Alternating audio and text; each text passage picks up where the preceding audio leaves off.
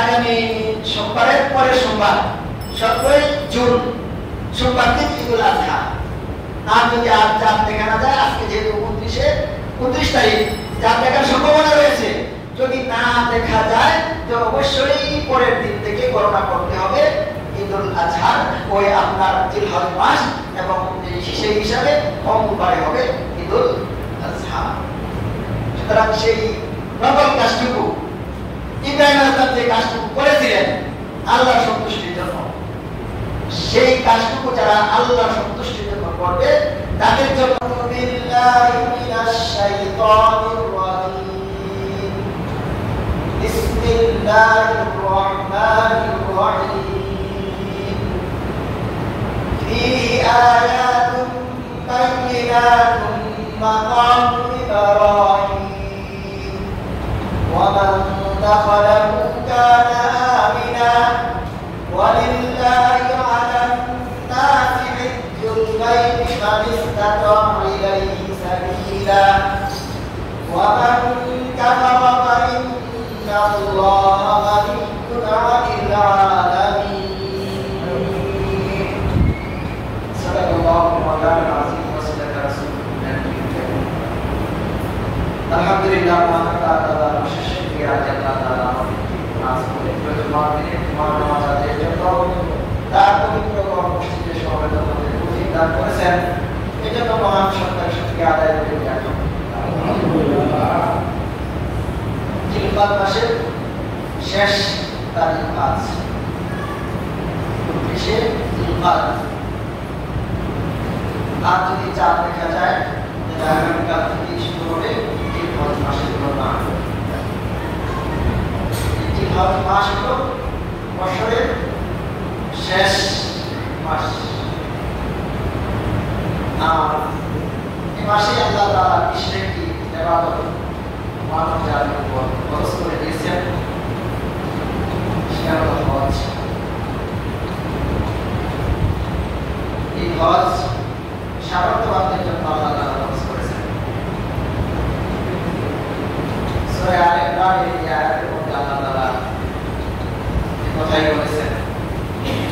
মুফাসসিরিন কিরাম, মুহাদ্দিসিন কিরাম এই আয়াতকে হজ ফরজ হওয়ার দলিল হিসাবে সাব্যস্ত করেছেন।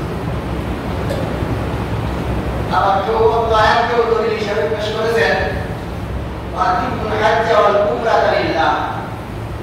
আল্লাহ এবং আল্লাহর রাসূলের জন্য, আল্লাহর জন্য আতিমুল হাজ্জ ওয়াল উমরাতা লিল্লাহ, আল্লাহর জন্য তোমরা হজ এবং উমরা করো।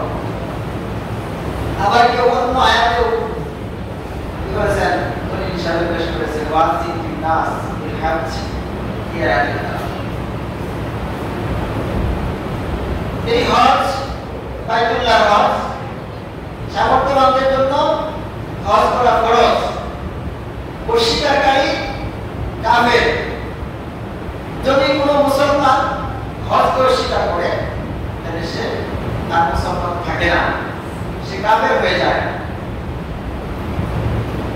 একবার রাসূলুল্লাহ সাল্লাল্লাহু আলাইহি ওয়াসাল্লাম ইহুদিদেরকে সম্বোধন করে বললেন যে আল্লাহ পবিত্র কোরআনে পাকের মধ্যে বলেছেন বাবা ইয়াবতাগি গায়রাল ইসলামি দীনান ফালা ইউকবালা মিনহু, যে ইসলাম ছাড়া অন্য ধর্ম পালন করবে তার ধর্ম আল্লাহর কাছে কবুলীয় নয়। একমাত্র ইসলাম ধর্মই আল্লাহর কাছে গ্রহণযোগ্য। ইসলাম ধর্ম ছাড়া যে অন্য ধর্মকে পালন করবে তার ধর্ম আল্লাহর কাছে গ্রহণযোগ্য নয়। তখন ইহুদিরা বলল যে আমরা ইসলাম ধর্ম পালন করব, আমরা মুসলমান হয়ে গেলাম। তখন আল্লাহ রাসূল বললেন যে তোমরা যদি মুসলমান হয়ে থাকো তাইলে বাইতুল্লাহ হজ করো।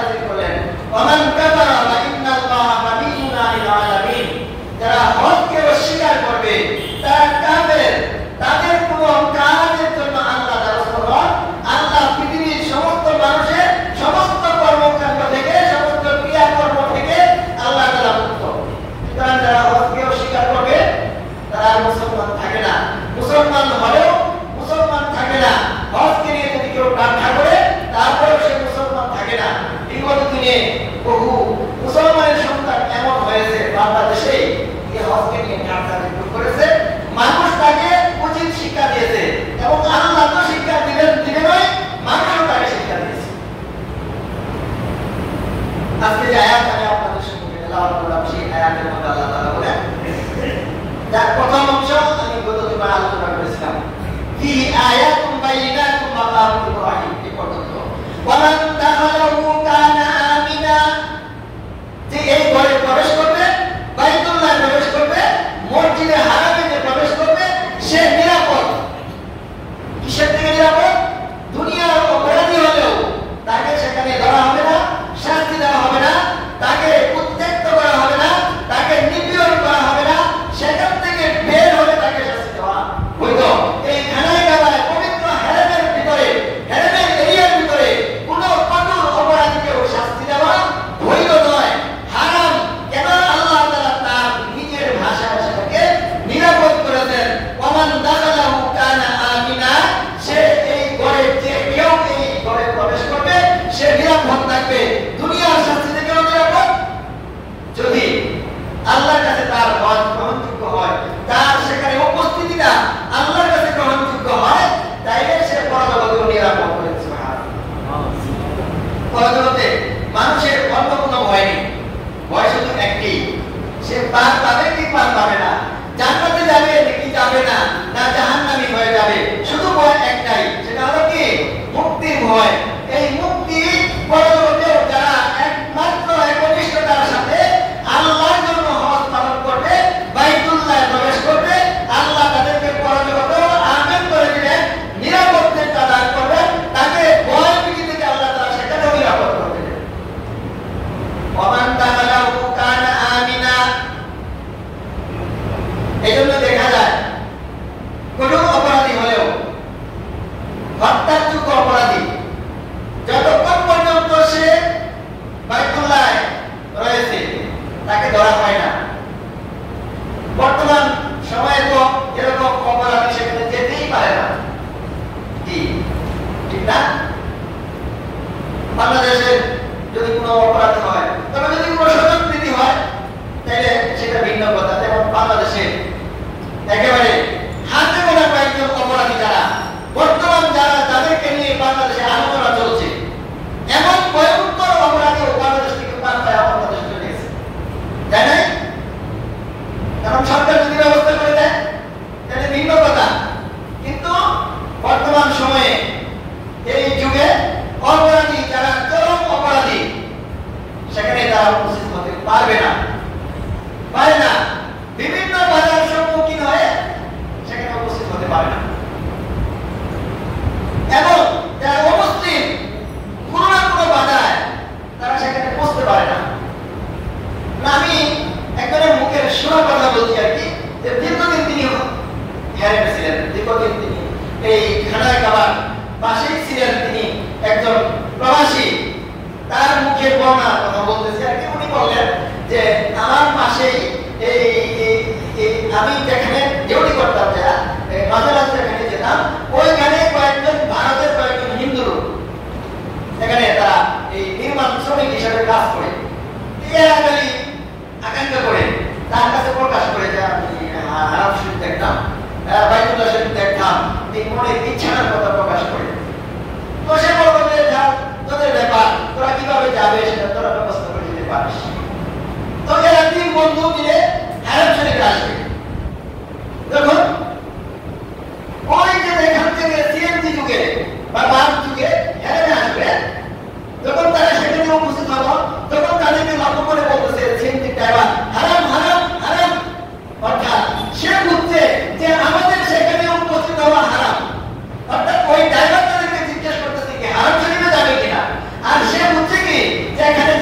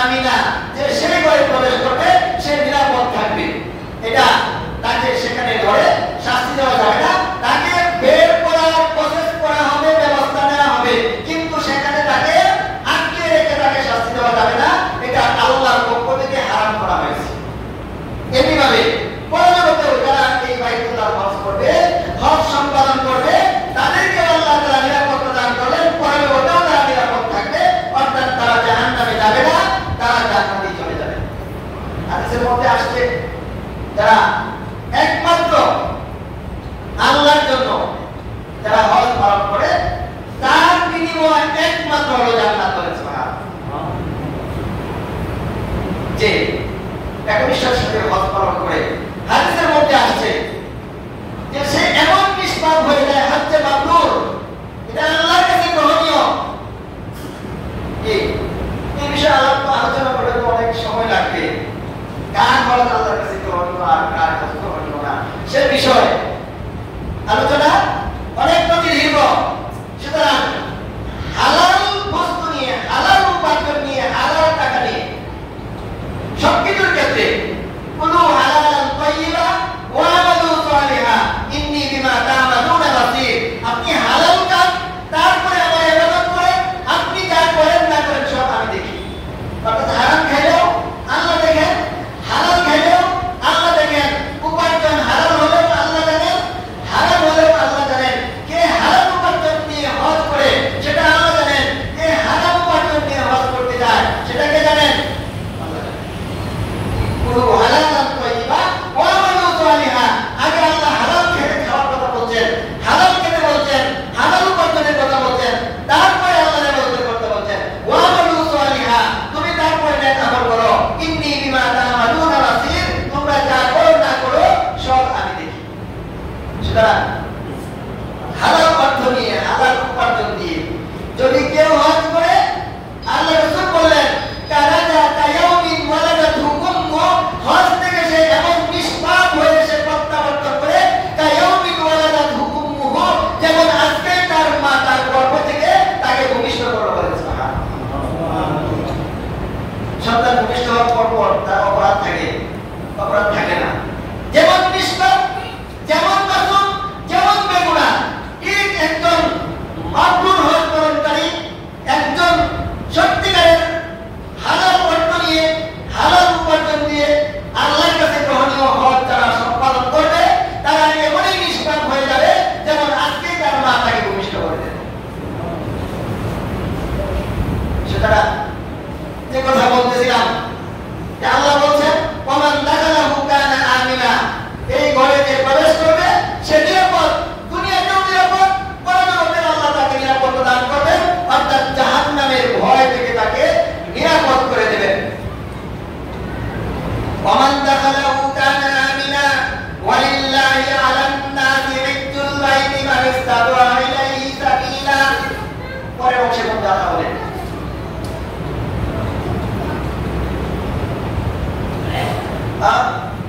ওয়ালিল্লাহি আলান নাস, মানুষের উপর আল্লাহর পক্ষ থেকে পাওনা, ওয়ালিল্লাহি আলান নাস হিজ্জুল বাইত, ওই ঘরের হজ পালন করা আল্লাহ তাআলার পক্ষ থেকে মানুষের উপর পাওনা, মানুষের উপর অধিকার, আল্লাহর অধিকার, আল্লাহর পাওনা। আল্লাহ এই আয়াতের মধ্যে বলেছেন ওয়ালিল্লাহি আলান নাস হিজ্জুল বাইতি মান ইসতাতা ইলাইহি সাবিলা, যে এই ঘরের পৌঁছার সামর্থ্য রাখে।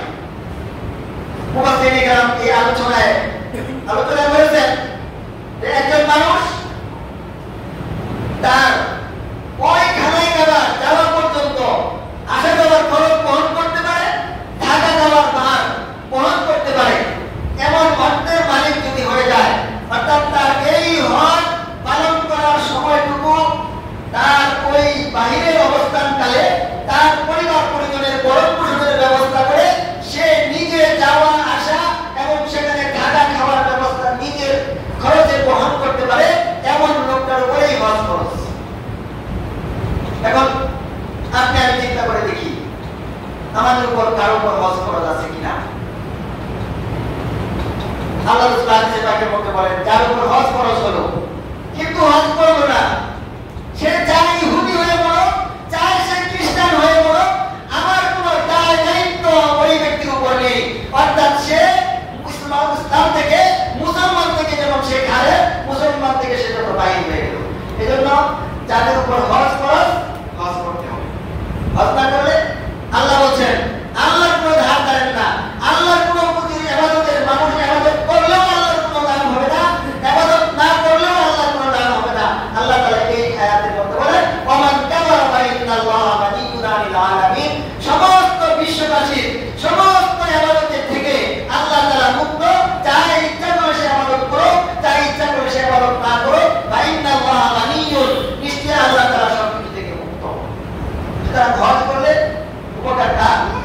মানুষের নিজেদের আমাদের যা পরবর্তী আয়াতের মধ্যে আল্লাহ তাআলা আলোচনা করেছেন সেদিকে আলোচনা করে অনেক লম্বা সময় দরকার। সুতরাং আমাদের মাঝে জিলহজ মাস আসছে, কাছেই চলে আসছে জিলহজ মাস।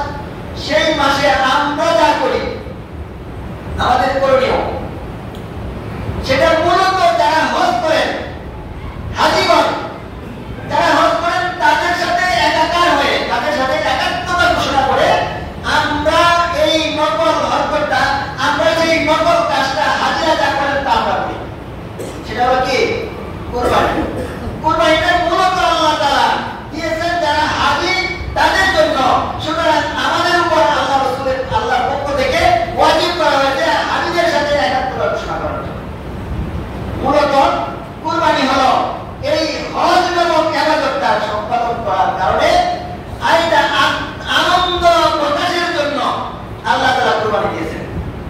মূলত কুরবানিটা আল্লাহর পক্ষ থেকে আনন্দ প্রকাশের জন্য। একজন হাজি যখন হজ করেন, হজ করতে যান, তার জন্য কিছু বিধান থাকে, কিছু নিষিদ্ধ বিধান থাকে। যেমন একজন মানুষ হজ যখন ইচ্ছা করেন, যখনই সে ইহরামের কাপড় পরিধান করেন তখনই তার জন্য অনেক কিছু নিষিদ্ধ হয়ে যায়। স্ত্রী সঙ্গম করা নিষিদ্ধ, কোন পশু জবাই করা নিষিদ্ধ, কোন শিকারকে শিকার করা নিষিদ্ধ। এইভাবে আরো কিছু বিষয়, চুল কাটা, দাড়ি কাটা, মুখ কাটা, এগুলো তার জন্য নিষিদ্ধ। যখন তার ওই জিলহজ মাসের হজকে সম্পাদন করবে, আল্লাহ তাআলা তার জন্য অনেক বাকি যেগুলো নিষিদ্ধ করা হয়েছিল এইগুলা বৈধ করে দেন। এই বৈধতার আনন্দ প্রকাশের জন্য তাকে করণীয় হলো সে কুরবানি করবে। এই কুরবানি আল্লাহ তাআলা ফরজ করে দিয়েছেন, ওয়াজিব করে দিয়েছেন। রাসূলুল্লাহ সাল্লাল্লাহু আলাইহি ওয়াসাল্লাম সাহাবায়ে জিজ্ঞেস করলেন, ওমা উযহিয়াতু ইয়া রাসূলুল্লাহ, উযহিয়া কি, কুরবানি কি? তখন আল্লাহ রাসূল বললেন, সুন্নাত আবিকুম ইব্রাহিম আলাইহিস সালাতু ওয়াস সালাম, এটা তোমাদের ধর্মীয় পিতা হযরত ইব্রাহিম আলাইহিস সালামের সুন্নাত। আর ইব্রাহিম আলাইহিস সালাম কি করেছিলেন, কি কুরবানি করেছিলেন, সেই বিষয়ে অনেক লম্বা আলোচনা। মূলত কুরবানির মাধ্যমে একজন মানুষ আল্লাহর নৈকট্য লাভ করে, আল্লাহর কাছে চলে যায়। কুরবানির মূল অর্থ হলো ত্যাগ করা, বিসর্জন দেওয়া। যে কোনো নেক কাজ, যে কোনো আল্লাহর জন্য যে কোনো বস্তুকে পরিহার করা, বর্জন করা, সেটা কুরবানি করতে হবে। আমরা বাংলাদেশে বলে থাকি সে তো অনেক বড় কুরবানি করেছে। আসলে সে কি কুরবানি করেছে নাকি, জবে করেছে নাকি? অর্থাৎ সে অনেক বড় বিষয়টাকে সে ত্যাগ করে দিয়েছে। একজন মানুষ অপরাধী, ভয়ানক অপরাধী, আপনি তাকে ক্ষমা করে দিলেন। যেমন সৌদি আরবে আমরা ব্যাপারে গত কিছুদিন আগে দেখলাম যে একজন মানুষকে একজন মানুষ হত্যা করলো, এই হত্যার দায়ে তাকে হত্যা করতে হয়, এটা শরীয়তের বিধান। কেউ যদি কাউকে হত্যা করে তাহলে তার বদলা তাকে কি করতে হয়, হত্যা করতে হয়। সেটাকে কিসাস বলা হয় শরীয়তের ভাষায়। ওই তার উপর কিসাস ফরজ, অর্থাৎ তাকে হত্যা করতে হয়। সে ছিল সম্ভ্রান্ত লোক, রাষ্ট্রের পক্ষ থেকে তার পূর্ণ ক্ষতিপূরণের কথা প্রস্তাব করা হয়েছে।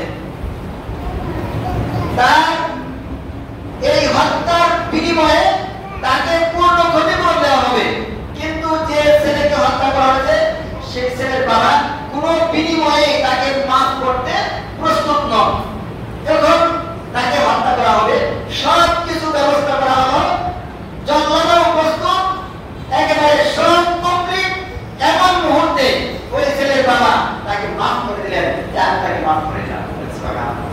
এই যে কাজটা করলো, এটা সবচেয়ে বড় কুরবানি। যে একজন মানুষকে ক্ষমা করে দেওয়া, একজন মানুষের অপরাধকে ক্ষমা করে দেওয়া, সেটা যদি আল্লাহর সন্তুষ্টির জন্য হয় সেটাও কুরবানি। হযরত ইব্রাহিম আলাইহিস সালাম যখন বাইতুল্লাহ নির্মাণ কাজ শেষ করলেন, তখন তিনি আল্লাহ তাআলা হযরত ইব্রাহিম আলাইহিস সালামকে নির্দেশ দিলেন যে হে ইব্রাহিম, তুমি ওই বাইতুল্লাহ হজ পালনের জন্য মানুষের মধ্যে ঘোষণা দাও। হযরত ইব্রাহিম আলাইহিস সালাম বললেন যে আল্লাহ, আমি মানুষের মধ্যে ঘোষণা দেব, আমার আওয়াজ কার কানে পৌঁছবে? তখন আল্লাহ বললেন যে তুমি ঘোষণা দাও, ওয়াজিব বিন-নাসি বিল-'আদলি ইয়াতুকা রিজালান ওয়া আলা কুল্লি দামিরিন ইয়াতিনা মিন কুল্লি ফাজ্জিন আমীক। আল্লাহ তাআলা বলেন ওয়াজিব দাও। হজ হজে ইয়াতুকা রিজালান, তোমার কাছে মানুষ আসবে, এই ঘরে মানুষ আসবে, রিজালান ওয়া আলা কুল্লি দামিন ইয়াতিনা মিন কুল্লি মাকানিন আমির, এই পায়ে হেঁটে কৃষ্ণদার উটের উপর দুর্বল সবল উটের উপর সওয়ার হয়ে পায়ে হেঁটে এই ঘরে হজ করতে আসবে। তখন ইব্রাহিম আলাইহিস সালাম বললেন, আল্লাহ আমি হজের ঘোষণা দেব, এই হজ করার মানুষ হজ করবে, আমার এই ঘোষণা এখানে তো কোনো জনমানব নেই, শূন্য প্রান্তর, সেখানে তো শুধু বালুময় প্রান্তর, সেখানে আমি ঘোষণা দেব, কার কাছে পৌঁছবে? আল্লাহ বললেন যে তুমি ঘোষণা দাও, পৌঁছে দেওয়ার দায়িত্ব আমার। হযরত ইব্রাহিম আলাইহিস সালাম ওই জাবালে আবি কুবাইস অথবা মাকামে ইব্রাহিম অথবা মুফাসসিরিন এখানে বলছেন হাজারে আসওয়াদ অথবা সাফার পাহাড়ের উপর উঠে তিনি সরাসরি ওয়াজিব, যেটা আমরা মুয়াজ্জিন যেটাকে আযান দেয় মসজিদে, এটাকে আযান বলি, মুয়াজ্জিন তুমি আযান দাও অর্থাৎ ঘোষণা দাও। ইব্রাহিম আলাইহিস সালাম সেই ঘোষণা করলেন, এ দুনিয়ার মানুষ সকল, তোমাদের রব তোমাদের জন্য একটি ঘর নির্মাণ করেছেন, এই ঘরের হজ করা তোমাদের জন্য আল্লাহ ফরজ করে দিয়েছেন, তোমরা সেখানে এসে উপস্থিত হয়ে আল্লাহর জন্য হজ পালন করো। মুফাসসিরিন কেরাম লিখেছেন এই ঘোষণা বাণী তখনকার সময় থেকে যত মানুষ পৃথিবীতে ছিল যারা হজ করবে, মাতৃগর্ভে ছিল, পিতার পৃষ্ঠে ছিল, মেরুদণ্ডে ছিল, আলমে আরওয়াতে ছিল, সমস্ত মানুষের কানের মাঝে আল্লাহ তাআলা সেই শব্দটুকু পৌঁছে দিলেন। তো সেই কিতাবে লিখেছেন আল্লাহ পৃথিবীর সমস্ত পাহাড়কে সমতল ভূমিতে পরিণত করে দিয়েছিলেন। ইব্রাহিম যখন একটি পাহাড়ের উপর দাঁড়িয়ে সেই ঘোষণাটুকু করলেন, পৃথিবীর সমস্ত পাহাড়গুলোকে আল্লাহ তাআলা সমতল ভূমিতে পরিণত করে দিলেন, আর এই আওয়াজটা যেন পৃথিবীর প্রান্তে প্রান্তে পৌঁছে যায় এই ব্যবস্থা আল্লাহ তাআলা করে দিলেন। এই জন্যই হাজিরা সেখানে উপস্থিত হয়ে কি বলে, লাব্বাইক আল্লাহুম্মা লাব্বাইক, অর্থাৎ ইব্রাহিম আলাইহিস সালাম যে ডাক দিয়েছিলেন সেই ডাকের জবাবে লাব্বাইক বলে বলেন সুবহানাল্লাহ। এই পবিত্র করে হজ করার পরে এই পবিত্র করে এত মর্যাদা, এত ভালোবাসা, এত সম্মান, এত মর্যাদা, এই এত ভালোবাসা এত মর্যাদা সেই করে যখন ইব্রাহিম আলাইহিস সালামের প্রতি সেই করে মায়া মমতা মর্যাদা বেড়ে গেল, আর ওই অর্থাৎ ইসমাঈল আলাইহিস সালামের প্রতিও তার মায়া মমতা মর্যাদা আল্লাহর কাছে বেশি, তখন তিনি এক পর্যায়ে আল্লাহ তাআলা দেখতে চেয়েছিলেন যে ইব্রাহিম কাকে বেশি ভালোবাসে, সে যে ঘর নির্মাণ করেছে খানায় কাবা, আমি সত্তার যে আমার ঘরকে বেশি মহব্বত করে, না আমি সত্তাকে বেশি মহব্বত করে। আমি তাকে সন্তান দিলাম, একটি মাত্র সন্তান, বৃদ্ধ বয়সে, এই সন্তানকে যে বেশি ভালোবাসে, না আমাকে বেশি ভালোবাসে, দুনিয়ার অন্য বস্তুকে বেশি ভালোবাসে, না আমাকে বেশি ভালোবাসে, এই ভালোবাসাটার প্রমাণ করার জন্য আল্লাহ তাআলা নির্দেশ দিয়েছিলেন ইসমাঈল আলাইহিস সালামকে কুরবানি করতে। এই কুরবানিতে ইব্রাহিম আলাইহিস সালাম সফল হয়েছে, আর এটাই নকল কাজটা আল্লাহ তাআলা আমাদের উপর ফরজ করে দিয়েছেন, ওয়াজিব করে দিয়েছেন। যারা একমাত্র আল্লাহর সন্তুষ্টির জন্য, আল্লাহকে সন্তুষ্ট করার জন্য এই হজ করবে, এই আপনার কুরবানি করবে, আল্লাহ তাআলা ইব্রাহিম আলাইহিস সালাম থেকে যেভাবে কবুল করেছিলেন সেভাবেই তার কুরবানিটাকে কবুল করে নেবেন। এই কুরবানির সময় এসে গেছে, জিলহজ মাসে আল্লাহ তাআলা পবিত্র কোরআনের বাণীর মধ্যে ঘোষণা দিয়েছেন, লা ইয়ানালাল্লাহু লুহুমুহা ওয়ালা দিমাউহা ওয়ালাকিন ইয়ানালুহু তাকওয়া মিনকুম। আল্লাহ বলেন তোমাদের এই তোমরা কুরবানি করো, জবাই করো, পশু জবাই করো, এটার গোশত রক্ত তো একটাও আমার কাছে পৌঁছে না, তোমাদের তাকওয়াটুকু, তোমাদের খোদা বিরুদ্ধটুকু আমার কাছে পৌঁছে। এই আয়াতের তাফসীরে রাসূল পাক সাল্লাল্লাহু আলাইহি ওয়াসাল্লাম বলেন যে কুরবানির পশুর রক্তটুকু মাটিতে পৌঁছার আগেই আল্লাহ তাআলা সেই কুরবানিটুকু বান্দার পক্ষ থেকে কবুল করে নেন। কিন্তু আমাদের জন্য শর্ত হলো কি, এর আগে বলেছিলাম হজ করতে গেলেও পবিত্র অর্থের প্রয়োজন, হ্যাঁ, যাকাত দিতে গেলেও হালাল অর্থের প্রয়োজন। জোয়া খেলে মোবাইলে ইন্টারনেটে, হায় হায় মানুষ ধ্বংস হয়ে যাচ্ছে বর্তমান সময়ে। মানুষ সেটাকে অপরাধই মনে করছে না, অথচ জুয়ার উপার্জন আল্লাহ তাআলা হালাল না হারাম করেছেন। হারাম, সম্পূর্ণ হারাম। জুয়ার দ্বারা যদি আপনার 1 টাকা উপার্জিত হয় জুয়ার মাধ্যমে, সেটা ইন্টারনেটে গেলেন, মোবাইলে গেলেন, বা এই মাটিতে বসে মাটিতে খেয়ে গেলেন, আবার যে কোনো মাধ্যমে খেলেন, সেটা সম্পূর্ণ হারাম।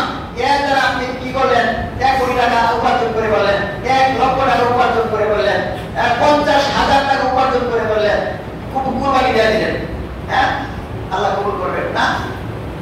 না। লা তুকবালু সালাতু বিগাইরি তুহুরিন ওয়া লা যাকাতুম মিন গুলুলিন। হারাম মালের দ্বারা কোনো ইবাদত আল্লাহর কাছে কবুল নয়। যেভাবে অপবিত্র অবস্থায় নামাজ কবুল নয়, এভাবে হারাম মালের দ্বারা কুরবানি কবুল না, যাকাত কবুল না, হজ কবুল না, কোনো ইবাদতই আল্লাহর কাছে কবুল না। এজন্য হারাম করেন। আপনি যদি উপার্জন করেন হারাম ভাবে আর হারাম ভাবে উপার্জন করে ব্যয় করেন, কিচ্ছু লাভ নাই। সৎ পথে চলেন, হালাল উপার্জন করেন, যতটুকু আল্লাহ সামর্থ্য দিয়েছে। 1 লাখ 2 লাখ 3 লাখ টাকাতে সার কুড়াইতে নাম কুড়াইতে হবে। কেন নাম কুড়ানোর জন্য করে আর কেন আল্লাহর জন্য করে আল্লাহ জানেন। জানেন না? ইয়ালামু খাইনাতুল আয়ুনি ওয়া মা তুখফি সুদূর ওয়া আসিররু কাওলাকুম ওয়া আজহারু বি ইন্নাহু আলিমুম বিযাতিস সুদূর। অন্তরের খবরটুকু আল্লাহ জানেন। সুতরাং এত লাফালাফি করে তো লাভ নাই। হালাল পথে চলেন, অল্প খরচ করেন, সেটার দাম আল্লাহর কাছে অনেক হবে। যদি হারাম পথে তারা অনেক বড় কাজ করে ফেলেন, এটা সরিষা পরিমাণ মূল্য আল্লাহর কাছে নেই। আল্লাহ তাআলা আমাদেরকে হালাল পথে চলার, হালাল উপার্জন করে আল্লাহর রাস্তায় ব্যয় করার